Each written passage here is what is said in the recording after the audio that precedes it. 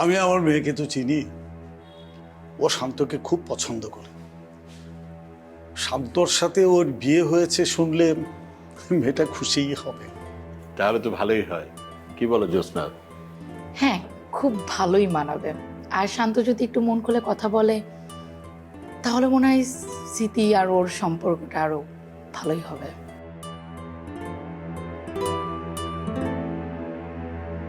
চাচা, আপনার আর কোথাও যেতে হবে না। স্মৃতি কিছুদিন পর লন্ডন চলে গেলে তখন আমাদের এখানেই থেকে যাবেন। আমার বাড়ি যাব না? আচ্ছা, তোর মেয়ে যদি লন্ডনে চলে যায়, তুই রাজশাহীতে একা একা কি করবি? হ্যাঁ, বাগান করব, আর মাঝে মধ্যে তোর এখানে চলে আসবো, কয়েকদিন থেকে যাব। আমি বলছি কি, তুই বরং ঢাকায় থেকে যা।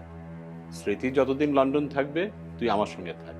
না রে, যখন ভালো লাগবে না তখন চলে আসবো, তোদের সাথে কিছুদিন থেকে যাব। আমার শরীরটাই আসলে ভালো থাকে না। তোকে বলছিলাম না, কালকে শান্তর সাথে কথা বলছিলাম।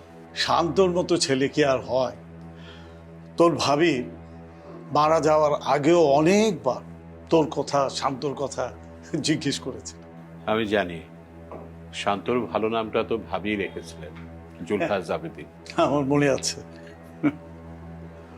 আমার কিন্তু স্মৃতি মামুনিকে খুব পছন্দ। আমি খুব তাড়াতাড়ি শান্তর সাথে স্মৃতির ব্যাপারে কথা বলবো।